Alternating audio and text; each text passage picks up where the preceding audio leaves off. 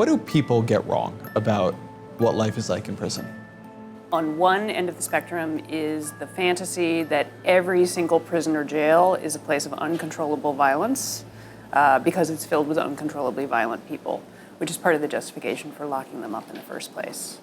So in reality, as much as half of our prison and jail population are folks who are there for nonviolent offenses. You know, I never witnessed an act of violence during the time that I was incarcerated. So that's one end of the spectrum.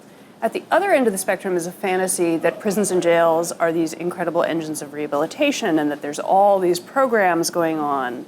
And that's really untrue in most prisons and jails. There's very little rehabilitative activity of any sort going on in the American correctional system. And those misperceptions get, I think, to a deep ambivalence that we have about what prison is actually for. Mm-hmm. So there's an idea that prison is for locking people up so they can't hurt us. Mm-hmm. There's an idea that prison is for rehabilitating people. Then there's also an idea out there, I think, that prison is just a raw punishment. Mm-hmm. It is an unpleasant thing that happens to you to create an incentive to not do whatever it was again. Mm-hmm.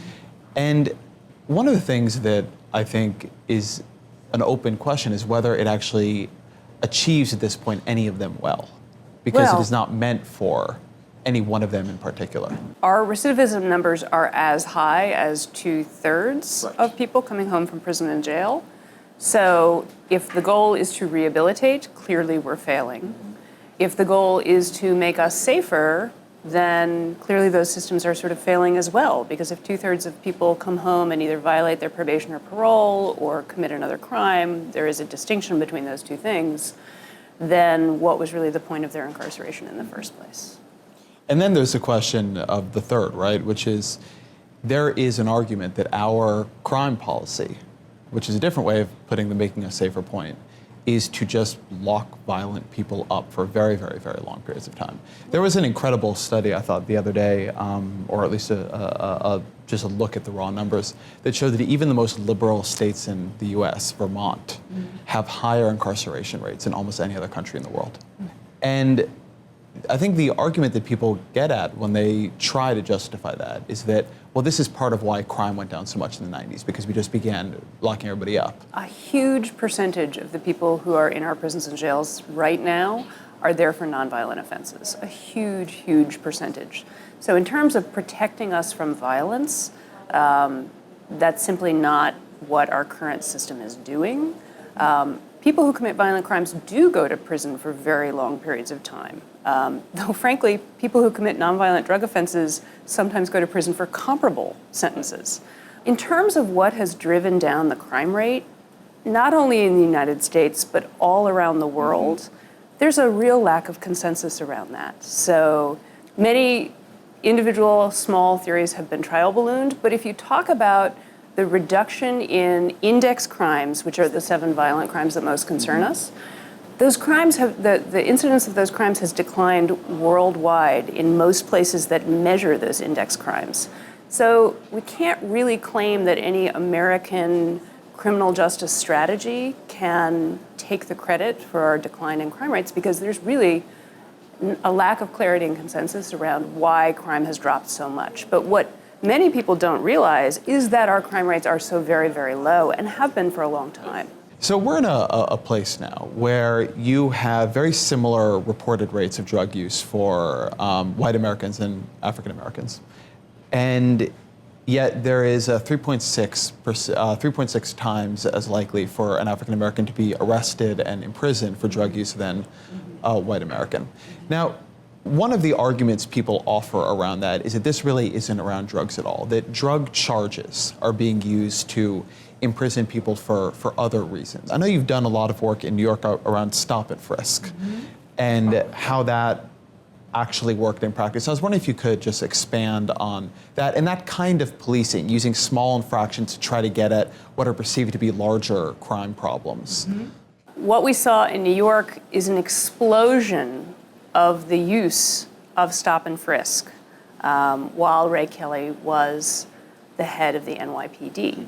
Hundreds and hundreds, like 500,000 New Yorkers were getting stopped and frisked with a tiny, tiny number of weapons retrieved and a very low level of citations being written for very, very low level, not even crimes, misdemeanors.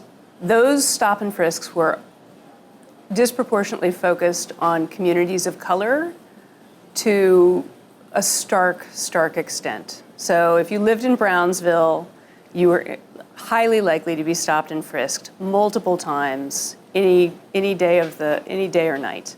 If you live in Park Slope, which is where I live, the likelihood of you being stopped and frisked was negligible. So the misuse of the criminal justice system as a tool of control for poor communities of color is perhaps the most deeply distressing and morally repugnant realities of the last 30 years of criminal justice policy. What about what happens after prison? I don't just mean here about rehabilitation, but I mean about the size of the probationary and the parole state, which is larger than the actual prison population at this point, and is a place where people end up under really a tremendous amount of somewhat uncertain, often quite underfunded government surveillance. And I've heard a lot of arguments that this is part of the problem with reentry, that the strictures we put on people about where they can go, what they can do, how often they have to check in, whether or not they have the transportation to get there, it ends up creating a system in which both actual infractions are not reliably punished, but people end up getting sent back or finding that they cannot reliably integrate back into society because what we are asking them to do in terms of checking back in with the state and in terms of submitting to oversight is unreasonable. I remember when I came home from prison in 2005, if you are released from prison or jail, you feel on some level like you have broken the tape, like you have crossed the finish line, you have done your time. And then you need to report to your probation or parole officer immediately, and it is brought home to you so powerfully that actually, no, you have not completed your sentence. The main thing that we should be most concerned with is having fewer people who have felony convictions. And so that question of criminalization of low-level nonviolent offenders and whether stamping people with a felony record for the rest of their lives and all of the sort of second sentence things that follow along with that, whether that makes good sense, is a really important question to consider.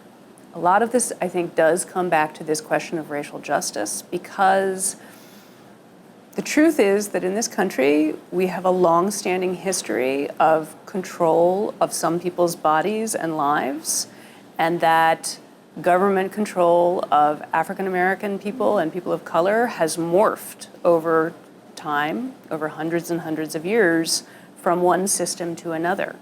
And currently, I think, Michelle Alexander's analysis of our present day situation is very on point, that too often the criminal justice system is being used to control communities of color in very direct ways. I think people from all ends of the political spectrum could agree that more citizens need to be free of government control in their everyday lives. A lot of the same people who exist within the sort of tough on crime dimension, the high sentencing dimension in the prison conversation, are also the folks who believe that the core problem in a lot of these communities is a breakdown of the nuclear family.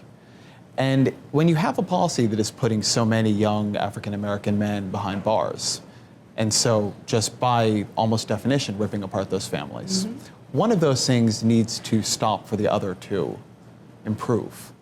I reflect upon the things that drive crime in the case of women. And those things are really clear. We know what they are.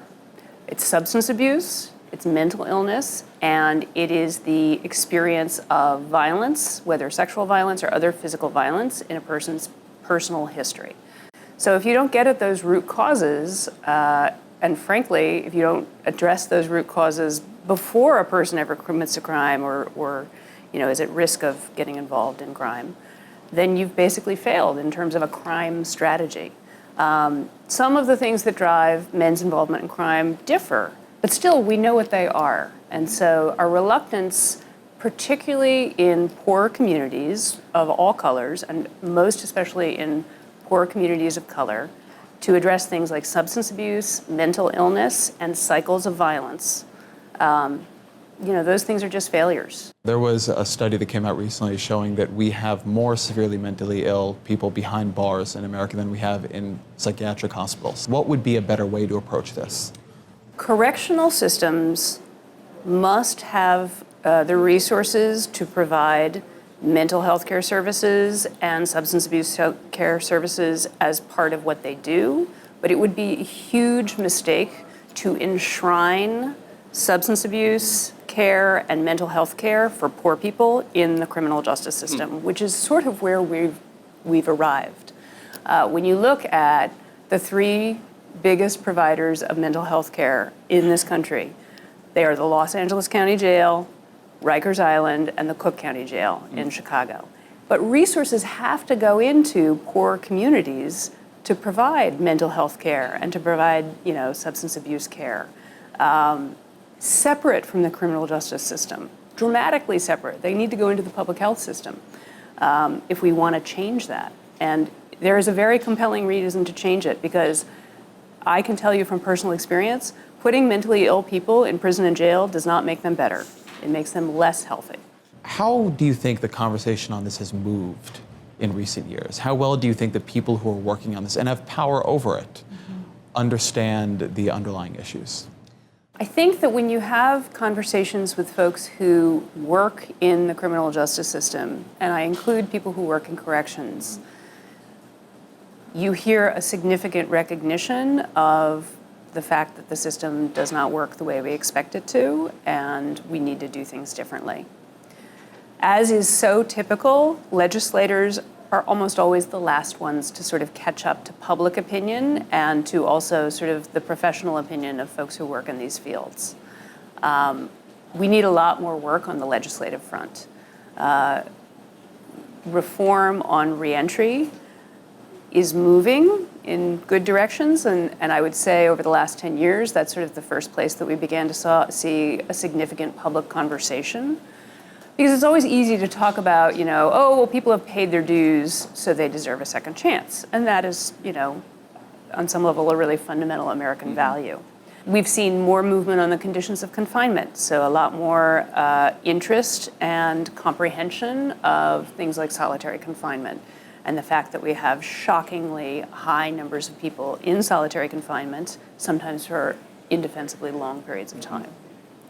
But the name of the game is putting fewer people in prison and jail in the first place. And that requires legislative change. So the Smarter Sentencing Act is alive and moving in Congress right now. There are both House and Senate bills.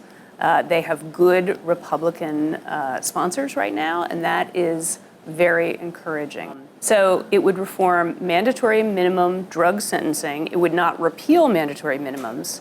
It would simply bring them a little bit more in line with what common sense dictates around nonviolent drug offenses. A lot of the innovation and the leadership is definitely coming out of the states. And those states are not necessarily blue states either. There's states like Texas, states like North Carolina. North Carolina closed, I think, 4 prisons recently, and that's exactly where we need to be going. We need to be closing prisons, certainly not building more prisons or shunting off public money into private prison corporations. In the long run, I think a lot of people look at the lines on the budget and they just can't keep going the way they were going over the last decade. And is that part of why it's become, in states, a lot less of a partisan and less of an ideological issue, just because it's become an economic issue? I believe that that is true. I believe that the economics, particularly since the collapse of the economy in 2008, have driven state capitals to really reconsider what they're doing in terms of criminal justice and specifically prisons and jails. I think that as more and more conservatives have come to the issue, perhaps via that economic question, and they have become more and more educated about what has transpired over the last 30 years, the moral questions are also very resonant to those folks sometimes. I think that there are a host of different values that we can bring to bear in terms of why we should reduce our prison and jail population. Those include economics, they include racial justice. There's a host of different reasons that we can care about doing things differently and doing things much better.